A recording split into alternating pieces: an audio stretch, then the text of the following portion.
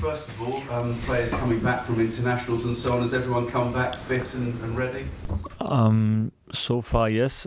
Two players I haven't seen so far. That is Pierre-Emile Højbjerg and Moi Elyounousi. They were coming yesterday in the evening back to Southampton, and today I will see them the first time, but haven't heard about injuries or something like that. So I think everybody is fit back again.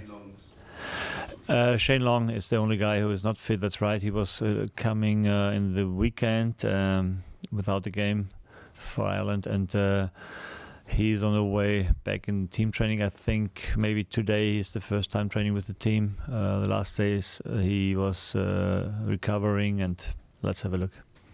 So just having a look, has he got a chance of playing if he would be not so easy, I think, without training for over a week. That's not so easy, I think. We have a look. Don't have to decide it today. We have a look. And you've been missing Danny Ings for a bit, but has the break done him a favour and he's back available, is he? Danny trained for 2 weeks now with the first team. Last week we had this friendly game against QPR, and they played 45 minutes. Without problems so far. If he is an option for the starting 11, we will see. But I'm happy that he's back in training. Yes. I was going to say, I mean, how important is it that to have everyone, in particular someone like Danny, a goal getter, coming to this crucial last stage of the season? It's important. So that's why we gave him all the time he needs to become fit again.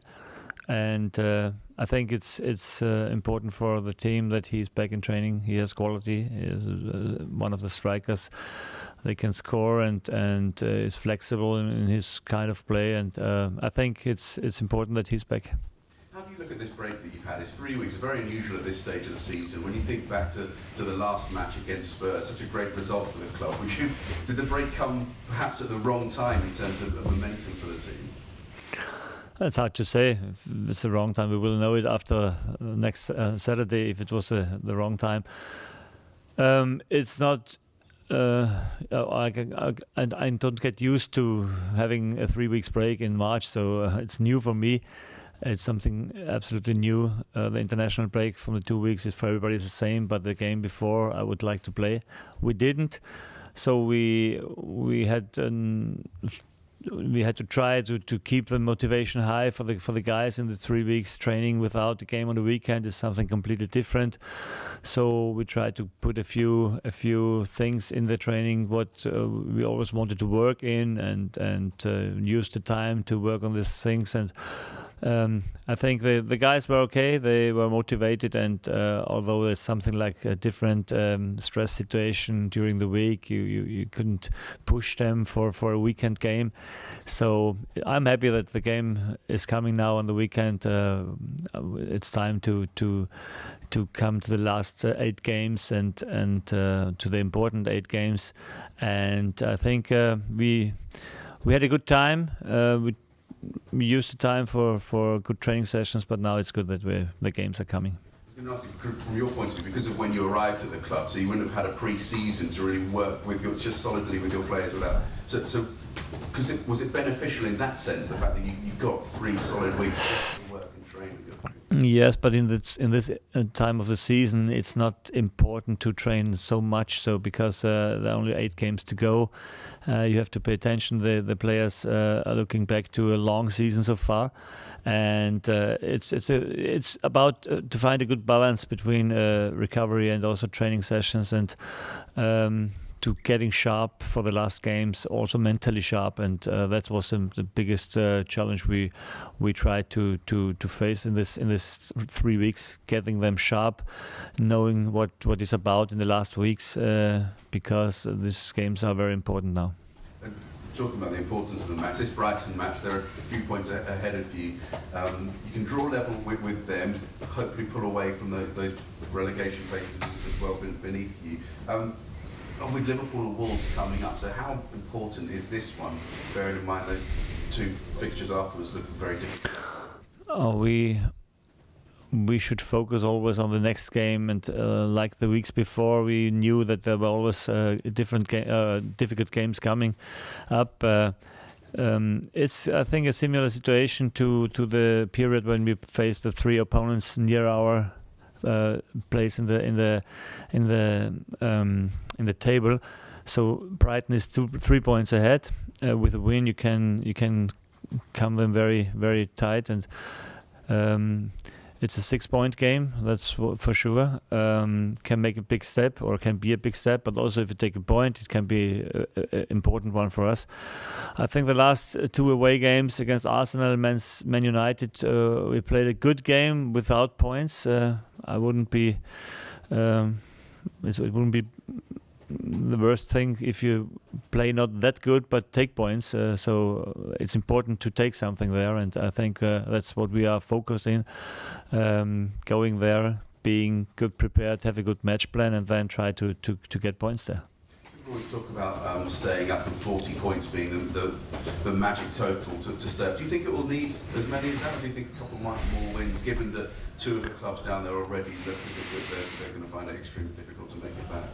It's possible, yes, but it's the most important thing is that you don't go in the last 2 games and you have to have wins to stay in, because that's a horrible situation. Nobody wants this. So if we get this 40 points, it's perfect. If we don't need 40 points and 36 are enough, then it's nice. But we are targeting the 40 points, and for this we need 3 more wins and 1 draw. Then we have 40, and the sooner you get these points, the better. If I ask you, of course, we're asking everyone today. Ole Gunnar Solskjaer has been made permanent manager at Manchester United. Is that the right decision? But first of all, are you surprised that it's perhaps taken as long as it has? It's not really a surprise that he is a new manager for the next year, and I think he made a fantastic job so far. The wins he took with the team were fabulous, and I think because of his also history as a player in Man United, the fans love him, and he has a very good standing there, and he showed that he can handle this job, and so it's not the worst decision, I think.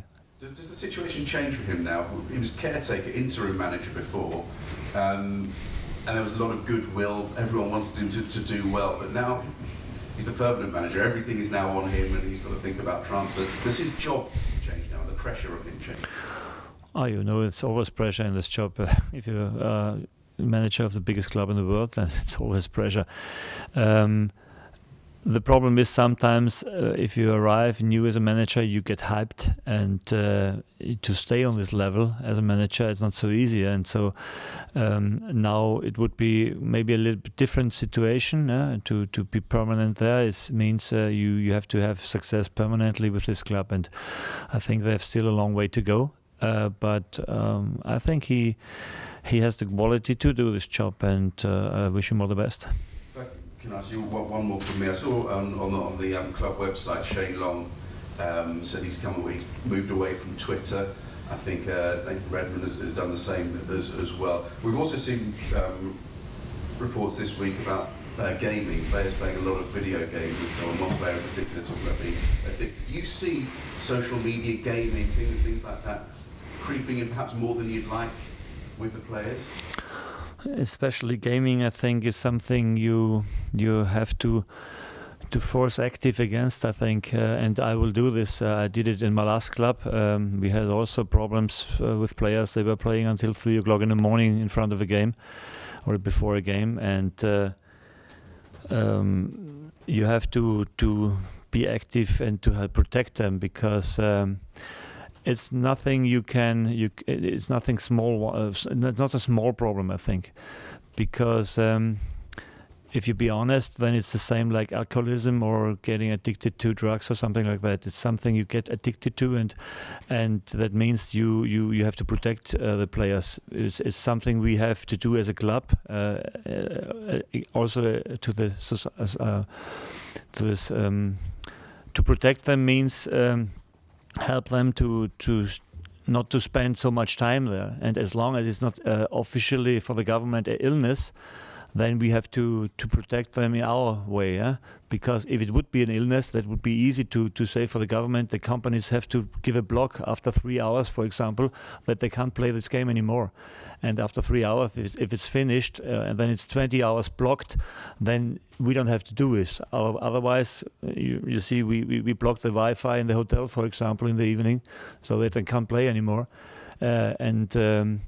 I will be active always in this direction, because it's in my point is I have to protect them, and I have to protect them also, not on the pitch only, because also outside the pitch, and that means 24 hours I have to look at them, and that's what I will do. You say that you do it in the hotels when you're away from high Wi-Fi, so you can't do that when they're at home. Do you have to reinforce the point to your players? Have you seen any potential problems within your own squad? In my own squad, in the moment, not. But you can be sure that I'm always in contact with my captain or with a few players to speak about them. Social media is the same thing. I think there are still chances in the smartphone to cut it after a few hours or something like that, and that would be sometimes necessary. It's a part of our community and of our of the present. And we have to face it, and sometimes to protect the players, we have to help them.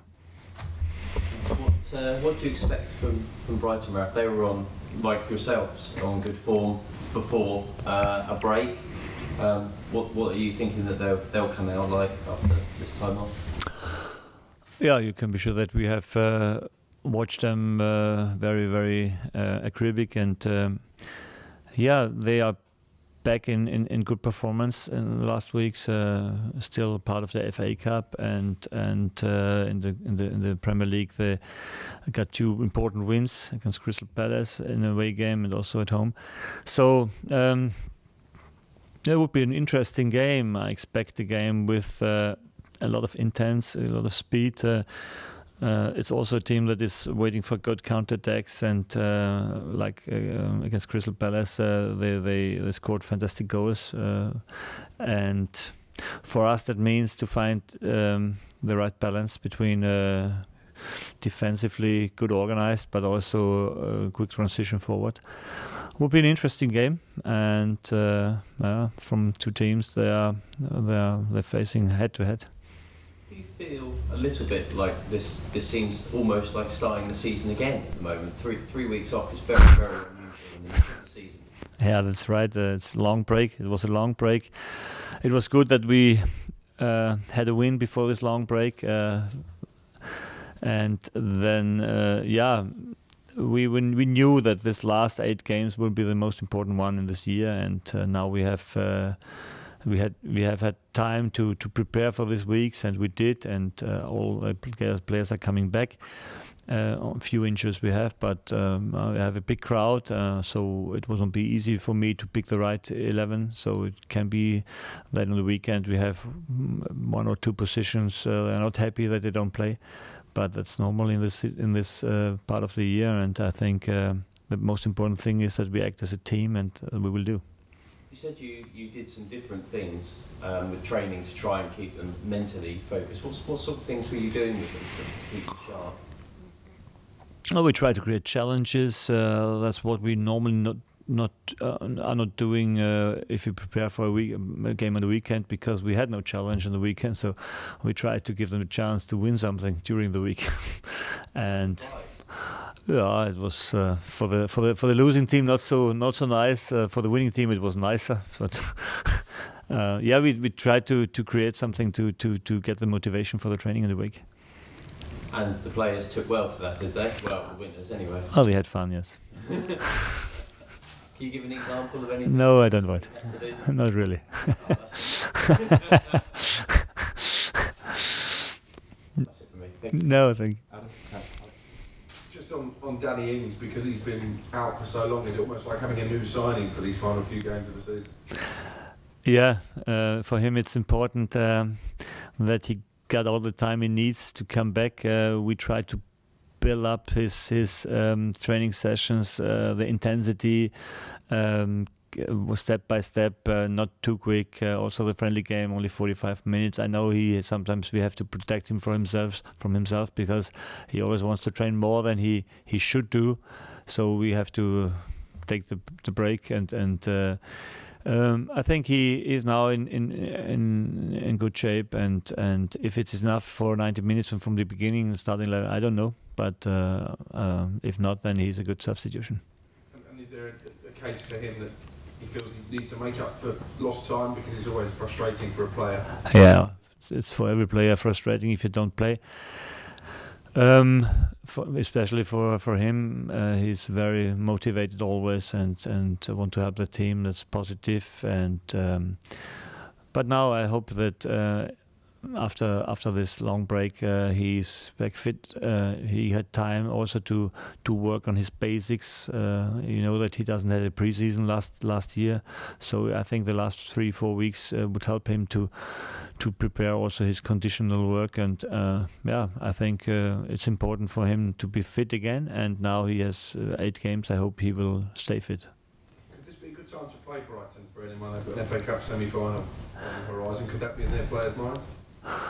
I don't think so, because they also know that its most important thing is to stay in the league, and so the focus for the league games is a huge one. The last game was 2 weeks ago, so there's also time to prepare and to find back in the Premier League modus, and they will do, and it would be a very difficult game for us.